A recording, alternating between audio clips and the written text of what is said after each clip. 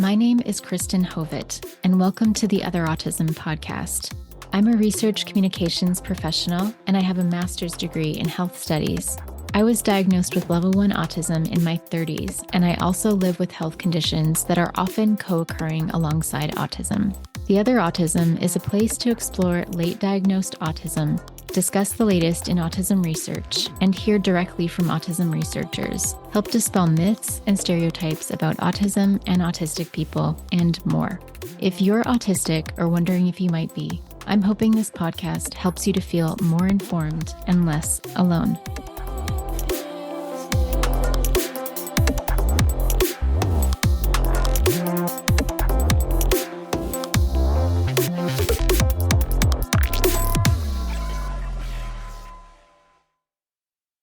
Today, I'm speaking with Elaine, a late-diagnosed autistic music industry professional from California. Before I share my conversation with Melissa, I'd like to thank the newest sponsor of the Other Autism podcast, Donna. Donna, thank you so much. For anyone else interested in becoming a sponsor, to help keep this podcast going and growing, please check out the show notes for links that say support the show or become a supporter of the show for as little as $3 a month. If you would prefer sending in a one-time show of support, there's also a link in the show notes to buy me a coffee. For the price of a Starbucks coffee, you can support the podcast and help keep the number of ads to a minimum. Also, I'd like to announce that I just created a Facebook page for the purpose of sharing new episodes and other autism-related news, and also to give a space for listeners to post and chat with one another. Search for the Other Autism on Facebook or follow the link in the show notes.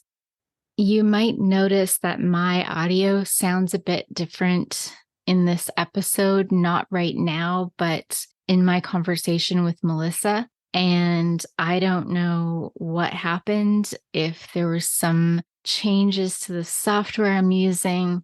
I haven't been able to replicate the problem. The audio just sounded different, almost like warbly. I was able to fix it a little bit, but I couldn't make it the way it normally sounds. So I apologize in advance. Hopefully it doesn't bother you too much. This hasn't happened in any subsequent recordings, so hopefully this is just like a one-time thing. It doesn't happen again. Okay. Now, please say hello to my guest for today, Elaine. I'm Elaine. I'm 31 years old, born and raised in the San Francisco Bay Area, currently based here, but I will actually be moving to the LA area in a couple of months. I am an artist manager and a music industry professional. Currently, I'm managing one artist. This is a career pivot for me. I worked in the salon industry for about 8 years prior to this. And so I'm kind of finding my place overall, but I do also enjoy songwriting. And that's part of, the move to LA is to kind of support the music industry career because I'm more on the business side of things. You reached out to me because you wanted to share your diagnosis story. So if you could just kind of outline that process and your experience. Kind of giving a little bit of backstory to it. When I was a child, my babysitter had what would be considered like level 3 autistic daughter. And I remember understanding her in a way that others around me didn't seem to understand as intuitively. And that experience was especially highlighted when later in my 20s, I became a nanny for a very similar situation, mostly nonverbal, young girl on the spectrum. Again, I would understand why she was going and running off somewhere or why she was having a meltdown, and other people would be trying to like force her to sit down or force her to do something. And I was like, no, like just if you let her run off, she's going to get her iPad or going to get her thing she left in the other room, and she'll come back on her own, and you're not going to like force her to have a meltdown. So these things kind of, happened to me. I quit that job in 2018. Fast forward to 2020, I am recommended this random video. I wish I could remember the YouTuber, but it's an autistic woman YouTuber going through this list of what it's like experientially as a woman on the spectrum. And I think there's like 100 items on this list. It's like a 40-minute video. And I was interested because of the young girl I had just worked with and wanting to learn more about it. So I click on this video, I'm watching the video, and I'm going through every single item. And I'm like, hold on a second. That sounds like me. That sounds like me. Like 90% of these things sound like me. So at this point, I'm convinced. Obviously, this is summer of 2020. So everything is, remote, shut down. And I tell some people in my life, my partner, my mom, a therapist that I was working with, and we considered getting me assessed, but we were also about to be moving, and we decided to put that on the back burner. So I had done a lot of research because that basically became my special interest. I started watching all these videos about getting assessed, getting diagnosed, what that means, what that's like. And I decided that I wanted to, research someone who was experienced in diagnosing adults, experienced in diagnosing highly masking people in order to really, get the best outcome, regardless of whether or not I was on the spectrum. So we kind of put that on the back burner. Now, fast forward to 2022, I actually had a really, really rough mental health year last year. At one point, was having meltdowns, like, I don't even know how frequently, but was having really, really, I can't think of like the right word I want, was just having really like meltdowns that were impacting my partner really negatively, to the point that I was like throwing stuff, pushing stuff over, just couldn't control my emotions and couldn't regulate my emotions, I should say. And it was scaring me. Like, I was like, okay, like I'm 30 years old. Like, I should be able to regulate myself. Why is this still so difficult for me? I am still in this group therapy. It's focused more around codependency and narcissism, but we have weekly check-ins, and I was sharing about one of these meltdowns. The therapist who runs the group has experience with autism and ADHD. And she said, this sounds like an autistic meltdown. Have you ever considered that you might be on the spectrum? And this was the first time that a professional validated my thinking, validated that, that I thought I was on the spectrum. I had told 2 other professionals I had worked with, and both of them were like, what? No way. Or it's just your trauma. It's not autism, because I do also have C-PTSD. I had like repeated traumas throughout childhood. And so they kind of, just lobbed it all off onto that. Of course, doing my own research, finding that so many autistic children also have C-PTSD because we tend to be more highly traumatized. But that was really the spark that made me go, okay, I think I want to go ahead and get this formal diagnosis. Was sharing it with my spouse and, telling him, I think it's time. Reached back out to the professional that I had spoken to in 2020, and he was still, doing assessments.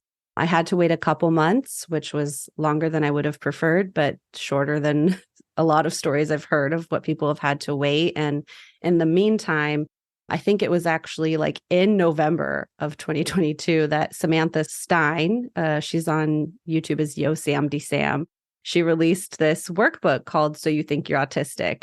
So I got that workbook and did that for like those 2 months to tide myself over from the anxiety of waiting, but also it was monumentally helpful to the assessor. Like, I sent him a bunch of screenshots, pictures of the pages of the workbook and things I had filled out about myself. And he said that it was really helpful in the assessment process. There was quite a few things in that book that I had journaled about that we didn't get to talk about. And I don't know if I, would have been seen in my fullness as an autistic person had it not been for the pages of those workbooks. So I got the official diagnosis. That was just this January, so just like 6 months ago. And I remember right after the final appointment, there was 3 appointments, going in and telling my partner and saying, guess what? I'm autistic. And he's like, congratulations. And I was like, yes, actually it is. It feels celebratory because so much of my life not only makes sense, but having in a way that I don't particularly enjoy, but having that validation did help. Awesome. Thank you for sharing that. And that kind of leads to the next question, which is how did you initially feel after that identification? And then has that changed at all? I would say I initially felt like a light bulb turned on and things just made sense. Like knowing, or I should say, suspecting that I was on the spectrum made everything make sense, almost everything. I now know that I also have ADHD. So that kind of explains some of the other things that I was dealing with that weren't necessarily explained by autism. But yeah, it made it made most of my life make sense. And so I felt a lot of relief. However, I am someone I'm still really deeply working on like self-trust. And so there was always a part of me that's like, well, what do I really know? Am I really? I am so deeply empathetic. Maybe I just empathize with all life experiences. And I empathize with this one too, because I tend to be someone that can see every side of a story. And if one person's complaining about something, I can see the other side. And maybe it's just that. So there was a lot of questioning with it as well. And I would say that the thing that has shifted is the questioning. I don't question it anymore, which is really helpful for me. I know a lot of people identify with that and the imposter syndrome. I know when I put out that survey for season 3, everyone's like clicking on imposter syndrome. That was like one of the number one. So I think people have that to varying degrees and definitely like wanting to question the assessor, even. I feel like that's a very autistic thing, like even the fact that we're doubting it so deeply. So, how has life changed for you after being diagnosed or identified as autistic? I think one of the biggest ways that has changed is the dynamic between my partner and I. So he's very scientifically minded and he likes empirical evidence. So he was also someone that wasn't super supportive of self-diagnosis. He also kind of wanted a professional opinion. And at the same time, like I said, I was having a very, very rough mental health year and I knew something was going on with me. So I wanted to rule out the suspected autism before anything else. So there was also an aspect of like, we're going to tackle this, whatever's going on. So now having the diagnosis, we're tackling it together. We are kind of more seriously, and maybe not even more seriously, but more like tangibly in more measured ways, able to attempt to organize our lives, to organize our relationship, organize boundaries around these things. He doesn't take it so personally if I'm going nonverbal or I suddenly don't want to be touched or I'm suddenly pushing him away because he knows it's not about him. It's about that I've had this thing all my life that I never learned how to manage and that I never learned, what my boundaries were with it. Could you speak more about, you mentioned going nonverbal. What does that look like for you? Yeah, it's interesting because so my mom's also on the spectrum. She's not formally diagnosed, but we know now for sure that I am, that she is. I'm level 1, she would be like level 2. And so growing up, we would like go nonverbal together. And it was great. We could just be together and like not have to talk or not have to use words or use like non-word words or noises. And that was normal for us. It has been difficult, growing up and being around people that don't have that same intuitive nonverbal language. It's definitely been a struggle. And I've realized now, looking back, there's been so much of my life where I forced myself to be verbal and then would, go home at the end of the workday and just fully shut down, not talk to anybody, not want to go anywhere, do anything, see anybody. I am an introvert, but like now knowing what I know, there was a lot of aspects of just being in a shutdown. I was, in front desk management in salons at the end of my career there and like talking to people all day, every day, back to back to back was so overstimulating. Yeah, what that now looks like sometimes if, especially with like my spouse, if he says something to me, I just might not respond at all. And he'll kind of know like, okay, she's going to take her time or she'll get back to me later, or whatever the case may be. It might be me sending a text instead of saying something verbally. We've even discussed taking ASL classes together to try and support having a form of communication when I feel nonverbal, because I do feel like I'd be able to do things with my hands. Like the words are in my brain, I just can't get them out of my mouth. We're kind of exploring some strategies with that as well. I'm hearing a lot of different experiences where people were labeled as shy or very quiet, and it's just almost like a spectrum of becoming nonverbal. And now identifying with that, even myself, it's like I don't feel shy, I don't feel quiet, but I definitely feel overwhelmed. So when you've told others, so friends, family, about your diagnosis, what have their responses been? Thankfully, mostly very supportive.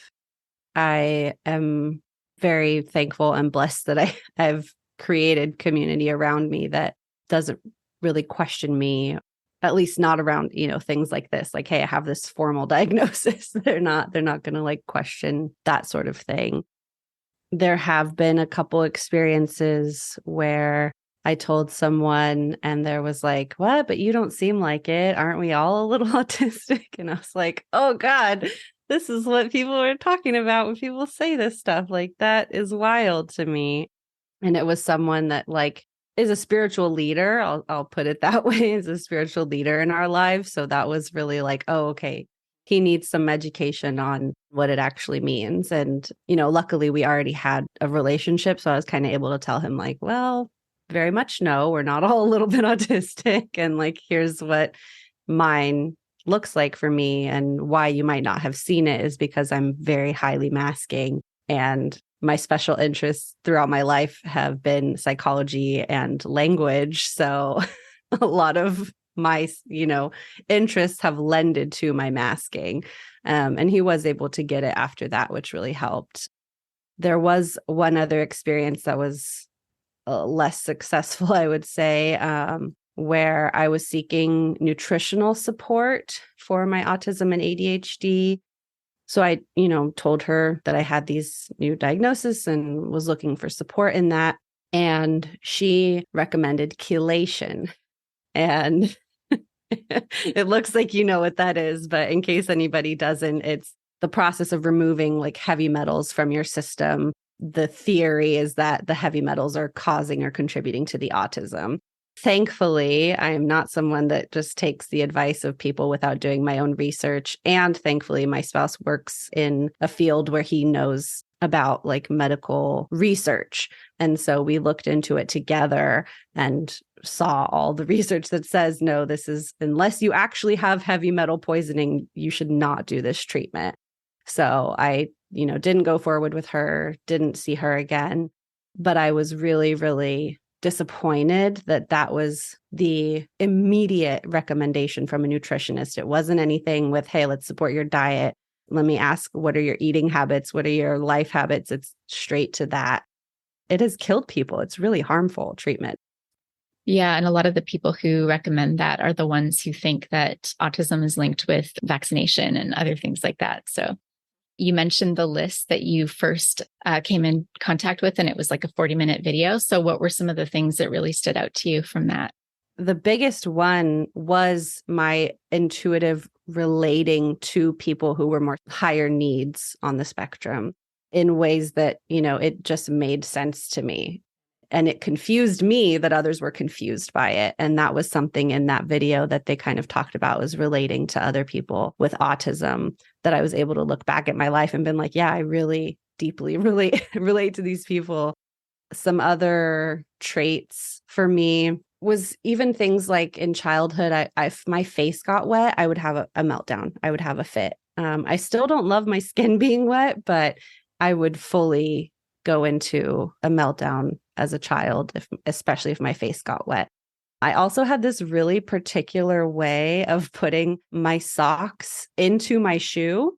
It's kind of hard to describe without like a visual representation, but suffice it to say, the little extra piece of fabric that kind of hangs over your pinky toe, I would like pull that really tight over my foot and then very carefully slip my foot into my shoe. And if that came undone in any way, everything stopped. I had to fix it. I don't care where I am, what I'm doing in the middle of the crosswalk on a busy street. Like, I don't care. I'm fixing this thing. And so things like that made a lot more sense. Eating foods in a specific order. I really liked to eat all of however much I want of one thing and then move on to the next thing and then move on to the next thing. And my dad was really unsupportive of that. He was like, don't eat all your chow mein before you eat your veggies, eat some veggies too, and things like that. Kind of more lifelong ones have definitely been like picking, tapping, tightening and releasing of muscle groups, vocal stems, difficulties with interoception, proprioception, clumsiness, repeated bruising or spraining my ankles, being bad at sports. Even like as a teenager, I sucked my finger until I was 14. And the only reason I stopped is because I was getting braces and they told me if you don't stop, the braces won't do anything. So I like forced myself to stop. Looking back, things like that were pretty clear markers, in my opinion, now knowing what I know. Definitely. Those are more like stims. And you were probably told it was like a bad habit or something like that. So Yeah, I know we all tend to have those and we grow up feeling pretty ashamed about them actually and embarrassed. So it's too bad. What was school like for you? I definitely always felt like an outsider in some form or another. My school experience is a little all over the place in some good and not so lovely ways. I moved around quite a lot, even though I've always been in the Bay Area. I've moved, by the time I was 20, I'd moved like 15 times. I wasn't ever in one school for more than, I think, 3 years, which I think in a way almost helped because I felt like an outsider because I moved and I didn't know people more than I felt like an outsider because of who I was. I'm very grateful for that because I already, have enough questioning of who I am and what I do. At least that was one area that didn't like add to that feeling. But K-5 was great experientially because I really loved school. School was like where I got to enjoy my day. Home was not particularly a safe place unless I was just home alone with my mom. And so I loved going to school. It also felt good because I was quote unquote smarter than a lot of my other peers and classmates. My mom did a lot of like education with me at home. And one of the main ways I would play as a child was actually doing like educational workbooks. I loved doing things like that. I had books about math and science that I would read over and over and over again, books about language and I think idioms are what they're called, like it's raining cats and dogs, things like that. So I would, learn so much at home that then school was easy. So I loved that. But then after one of my primary traumas, I was put very briefly in foster care and then placed with my grandma. And that period of time, school got a lot more difficult. For a time, it was very helpful because I got to finish the school year as homeschool when I moved in with her. But then when I went back to traditional school, it got a bit harder. In 8th grade, I moved back with my mom again, and it got even harder. She had moved to an area that was a much higher income school district. The schools were much more rigorous, and I was no longer, quote unquote, smarter or even as smart as my peers. I was placed in a math class that was like a grade below my level and felt really demoralized by how difficult things were getting for me. In 11th grade, I actually chose to go to independent study high school. And thankfully, my mom was supportive of that. And so in junior and senior year of high school, my life was really self-organized. I was also working almost full time. I've been working since the age of 14. So I was almost operating as an adult, had my own car, paid for everything for myself except for living at home. I didn't pay rent from the age of 16. It got easier in a way that I got to organize my days, but I also stopped taking college prep level classes. So then when I did go to junior college, things got really hard again because I wasn't fully prepared. I have notes here about you mentioned trauma. I don't want to ask anything that's going to be challenging or you don't want to answer. So feel free to just pass. But now that I've been in the community for, I guess, going on almost 5 years now, I've heard a lot about trauma and a lot of people mentioning interactions with narcissists, either in their own families or, people marry into the family. So I'm wondering if you have any insight about like where that trauma originates for so many autistic people. A lot of what I have come across that resonates to my experience is that because we are so literal and kind of one-track minded a lot of the time, we're more easily manipulated. I can say for me, especially because of my deep empathy and being able to see all sides of a situation, I make a lot of excuses for other people. So that has definitely lended to some of my experiences. Part of it is also just having a foundation of abuse and trauma. My dad was abusive to my mom and I. And so I didn't know another way of living. We moved from that home into another abusive situation in a different way, but it was still very unhealthy, which is why I was taken from the home and put into foster care and then my grandma's. And so living with my grandma was really wonderful because that, now looking back, was the first experience I had with living with an adult who was parenting me like an adult, who had clear boundaries. This is what you can do. This is what you cannot do. I hated it at the time because my mom is completely lackadaisical. I often say my mom's my best friend. My grandma's my mom. Like my mom kind of always trusted me to do whatever I wanted, which I love. And it made some things difficult because there weren't enough boundaries in some ways that allowed me to get myself into situations that were abusive, harmful. My first boyfriend was very abusive.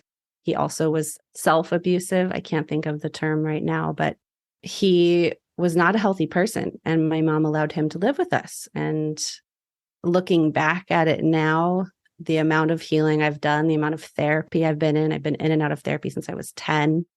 I now see how unhealthy that was, but I had no idea how bad it was in the moment.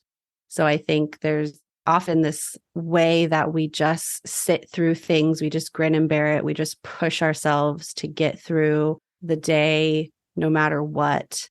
If it wasn't for the amount of support and therapy I've had on and off throughout the years, the amount of having somebody go, hey, I think that's not right. Hey, I think that's abusive. Hey, I think you're being taken advantage of here. I've also been taken advantage of by employers. My first boss paid me like an independent contractor when I wasn't. I was an employee, and I got into it with the IRS because of that. And it impacted my life for 7 years before the case was finally settled in my favor that I did not, in fact, need to be paying quarterly taxes and have all this back tax money. But things like that very deeply impact us for years and take a lot of support to heal or undo.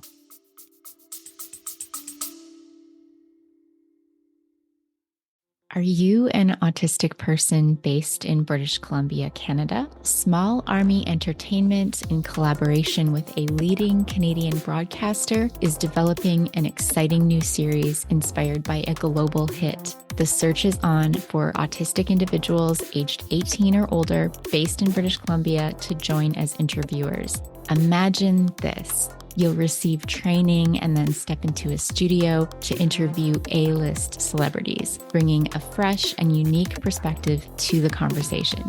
You'll have the chance to ask insightful questions and explore the lives of famous personalities in ways that no one else has. If you're interested in the possibility of interviewing major celebrities and being part of an incredible team of autistic interviewers, Small Army Entertainment would love to hear from you. Reach out at production@smallarmyentertainment.com. That's production@smallarmyentertainment.com. I'm hoping that with the increase in diagnoses, some of the sort of intergenerational, trauma will stop because we'll have like more awareness. And you were saying your mom's autistic.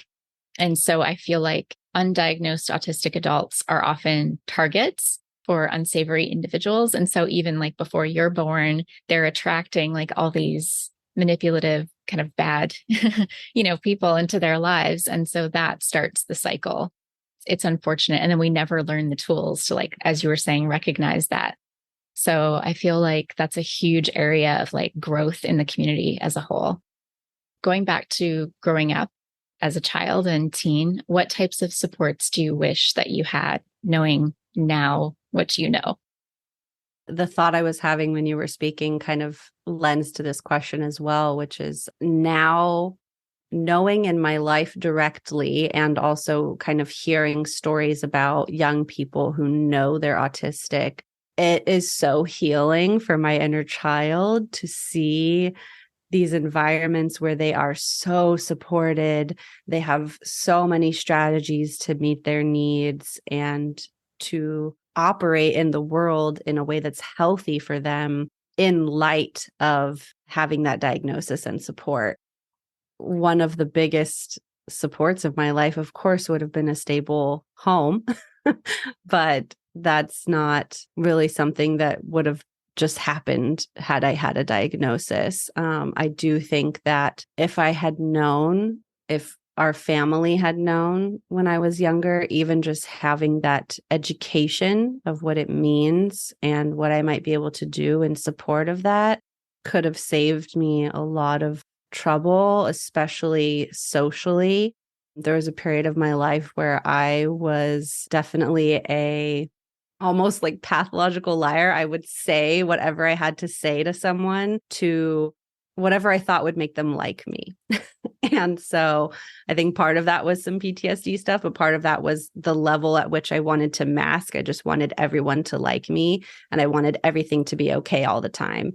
And what that looked like for me, instead of taking care of my needs, was saying whatever I had to say to get people to like me so that they'd be okay with me, so that they wouldn't yell at me or be upset with me, rather than, taking care of my needs by maybe taking space or just recognizing that some friendships or people weren't healthy and I didn't need to be around them or aim for their approval all of the time.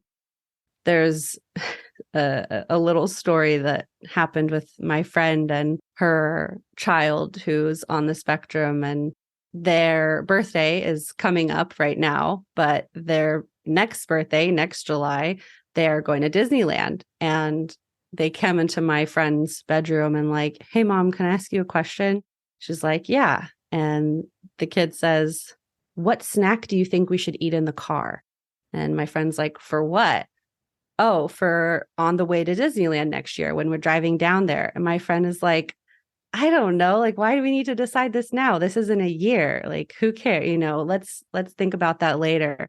But what I said to her when she's telling me this story is like, I don't know if you see this as a parent, because obviously it's a little bit annoying to be like interrupted, asked a question that's not immediately relevant. I get that. I might have felt annoyed too. From the outside looking in, what I see is a household that is so supportive of this child and their needs that they're able to think a year in advance about the most minute details. And that was so beautiful to witness. And I think it helped my friend as well to kind of like, oh, I never thought about it like that, because even to get to witness this autistic child being in a supportive home is really healing for me. Yeah. That's awesome. What are your top 3 autistic traits that you love the most? I would say ultimately I love my empathy. There are ways that it has lended me to being in difficult situations or staying in harmful situations too long. But at the same time, I relate so deeply to so many people, and not just people, but so many beings. I relate to animals. I relate to plants. I relate to the earth. And I wouldn't trade that for the world. I had a conversation with my grandma a couple of days ago, and she was telling me that she realized that her dog had opinions or preferences. And I was like, what? How have you not known that your whole life? Like, that just makes sense to me. Of course, Animals have agency the same way we do. They have preferences, opinions, likes, dislikes, like, of course. So I would never want to get rid of that level of empathy. I do also really love my physical sensitivities. Although there's a lot of overstimulation that happens, I love the way that it is encouraging me to slow down in my life and to savor everything. If I was to really go at my natural pace, supporting my physical sensitivities fully, I think I would feel so, so deeply. And I think that's really lovely. I wouldn't want to change that. And the last thing I would say is kind of like pattern recognition. It lends to my love of music. It lends to my love of language. Those are things that I, again, would never want to give up or change. So when a lot of people receive their diagnosis, they have this sort of progression of like phases of, they have some mourning usually about thinking back in their past and how hard they've been on themselves. So is there anything you've changed in terms of like concrete changes to your life? I know you mentioned like career change or any even like thought processes that you've consciously tried to change as a result of this knowledge. I think a lot of my changes have been more centered around my ADHD because I have always felt at war with myself because there's a part of me that seeks this high level of stimulation and new experiences and new flavors and tastes and smells, and then gets so overwhelmed by it that I go and shut down and isolate. And so now supporting myself around my ADHD is allowing me to slow down with my autism in the ways that I need to. The other thing that comes to mind around this question is kind of something I would say I've been working on all my life. One of my other lifelong special interests is around like religion, spirituality, kind of self-help, self-healing, all of these types of things. So there is perhaps more intuitively or more naturally a level of like self-compassion that has increased. I certainly wouldn't say my self-criticism is healed by any means, but perhaps it's not so loud and so urgent. I am able to remind myself to slow down. I'm able to remind myself that it's healthiest for me to slow down, that my naturally, quote unquote, slow pace is what is right and correct for me, and that that's okay, and that it is what is most sustainable.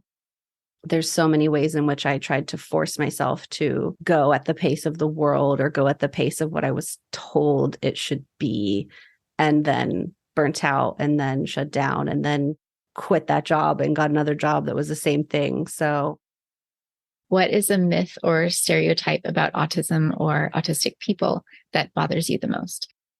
It is around autistic people needing to be healed or somehow healing or getting rid of autism. That bothers me the most because those are the beliefs that do the most harm to people, and especially people who are always nonverbal or mostly nonverbal or not able to advocate for their own needs. That it's deeper than bothers. It pisses me off and scares me that people can be so disconnected from another person that they harm them in order to what they think is going to heal them. It is bothersome to hear things like, aren't we all a little bit autistic, or you don't seem autistic? But I think for the most part in those situations, those people are more likely to having a conversation in response to those comments. Whereas when it's coming from a place of, we need to change you because who you are is not okay, who you are is somehow damaged or unhealthy, that's harmful.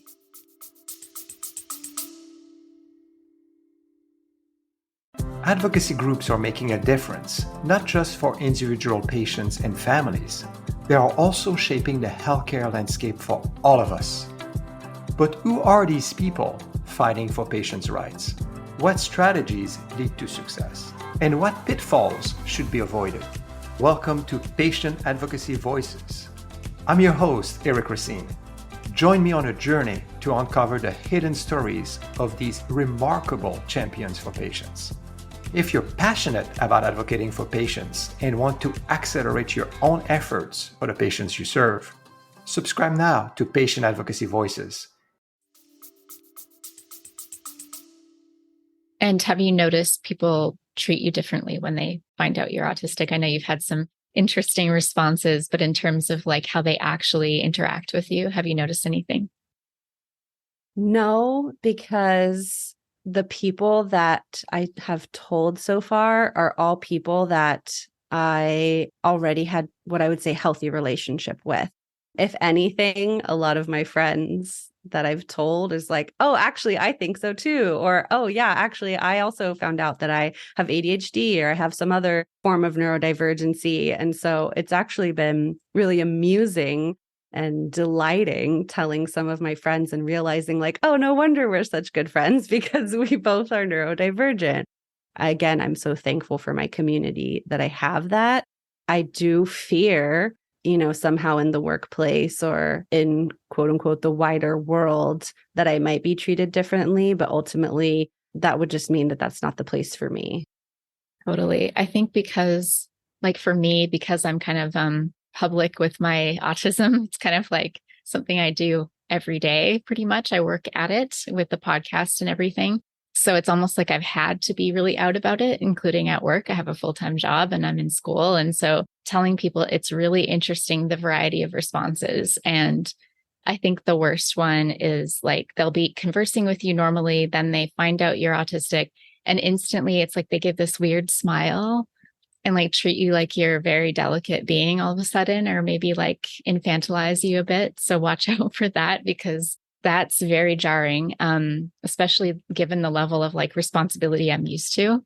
And so to be treated like someone totally incapable is very strange. What's other things I've noticed? People not wanting to give me tasks because they think it's going to upset me when I've never displayed upset emotionally at work, but they just don't want to. They think, oh, I'm sensitive or something. I can't deal with it. So that's also a weird one. To add something to that, what most deeply resonates for me is not necessarily leading with diagnosis. I am thankful in that through my research and through learning so much from people who already had diagnoses and hearing stories exactly like this, I pretty safely assume that most people don't really know what it means to be autistic, especially like level 1, highly masking, that kind of thing. And so I just assume that they won't know what it means if I was to tell them that. So unless it's someone that I want to enter those deeper conversations with or explain things to or something like that, for the most part, I'm not really telling them. I'm not withholding it either, especially in like a medical setting or work setting. What's more important for me is just describing my needs. And if me describing my needs is not taken seriously, then why would they take seriously me describing my autism?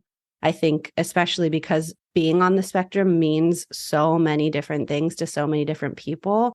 If I was to just say I'm autistic, there would still be so much explaining that I would need to do about what that means for me, that it wouldn't really help as a shorthand unless it was somebody that already had experience with autism and understood what that means and validated it and might ask questions about, oh, does it mean this or that?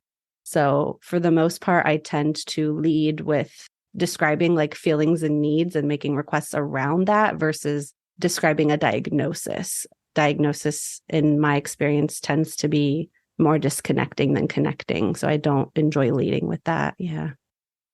It's unfortunate we have to live in a world where it's like that, but I totally understand. And I actually wanted to mention this. I don't know if you've read Devin Price's work, Dr. Devin Price. No. So they wrote a book, well, I think 2 books now and working on a 3rd book. So I'm reading the 2nd book, Unmasking Autism, Discovering the New Faces of Neurodiversity. And it really talks about like level 1 high masking. And I feel like it's a super accessible book for autistic folks and everyone else. So like if anyone wants to learn more about autism and high masking. Like, I feel like that's like a really, really, really good one. I might need to get that book for a couple people in my life. Yeah, I'm finding it super like, because they kind of weave in sort of their own experiences and then some research. And then also like they bring in all these other interviews with like a diverse group of autistic people, some also diagnosed with ADHD. So it's really cool. So my next question, do you have a message for adults who are in the process of contemplating or getting an autism assessment? I think one of the things that would have been really helpful for me to hear is to learn what your own intuitive knowing looks like and make your decisions around this based on that. The workbook that I mentioned and used, So You Think You're Autistic, was certainly very helpful for that. Learning from other autistic people was very helpful for that. And that helped me to know that I did, in fact, want to seek formal diagnosis. And I know for so many people that formal diagnosis isn't accessible or really even necessary, especially as an adult.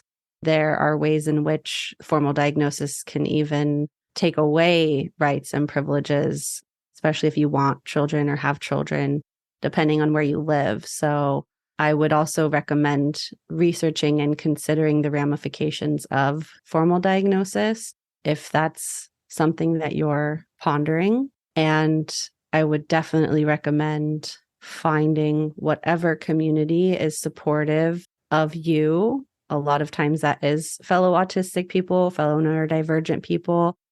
That can also just be whoever in your life is most supportive of you, but having those people to validate you while you are kind of thinking about this is most key. You need to, in my opinion, you need to be surrounded with people who help support you, help validate you, help reflect you, and help ask the helpful questions, but not the invalidating questions.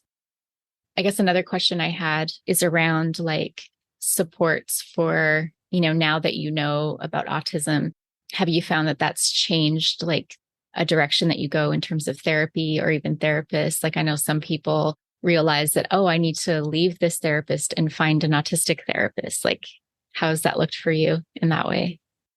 My spouse and I did just start with a new couples therapist. And so that was something that was really, really key for me. And the couples therapist was somebody that at least had education on autism.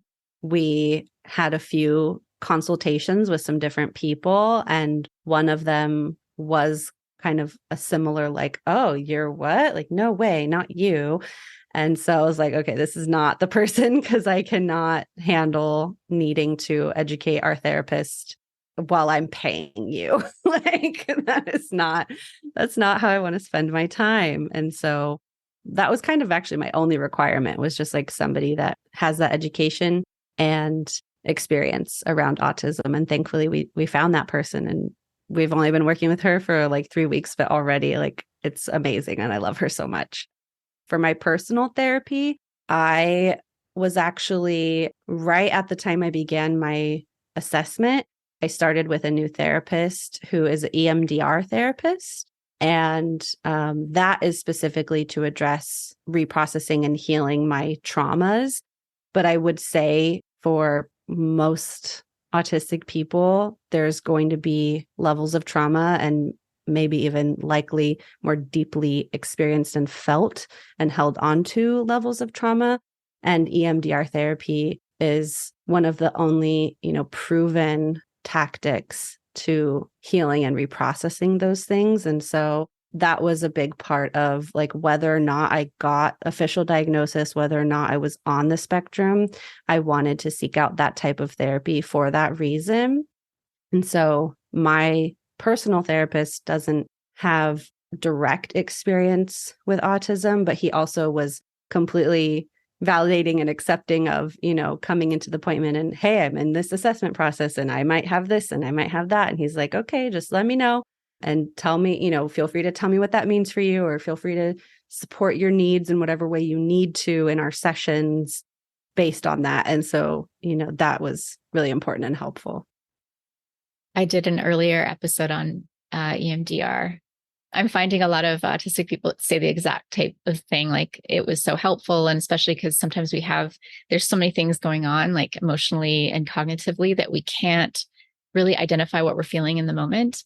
But we can, if someone knows some of our background, we can get triggered and then have the EMDR process. And that just helps us like work through all of those things that we've, deeply, I guess it's like a groove, right? Like in our brains that we've just perseverated on something over the years, and we can just kind of like make that go away with EMDR. So at least that's how I would describe it. So yeah, I think to kind of add on to that difficulty with identifying feelings, or people who have alexithymia, I think is what it's called.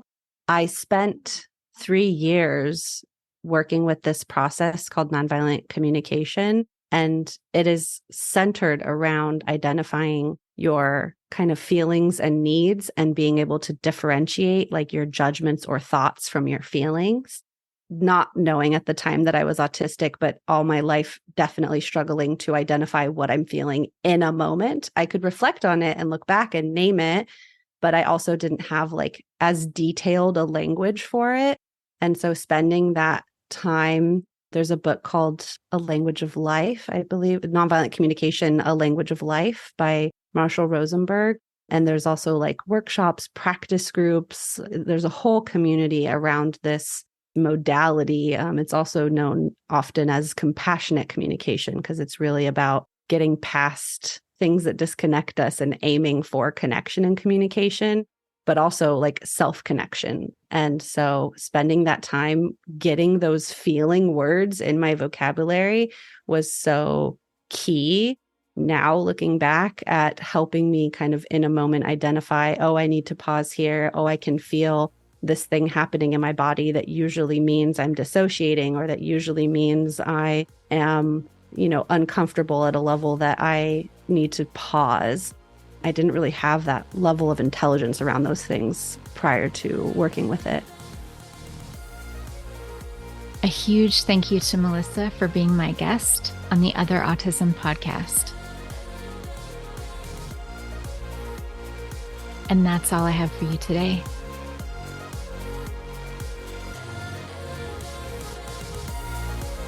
Thank you so much for being here.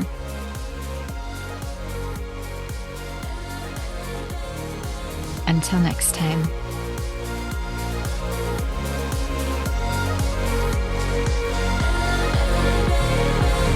Bye.